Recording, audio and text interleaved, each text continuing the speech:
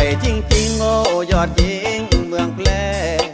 โอ้ดวงแดช่างสวยแท้จริงนอเจ้า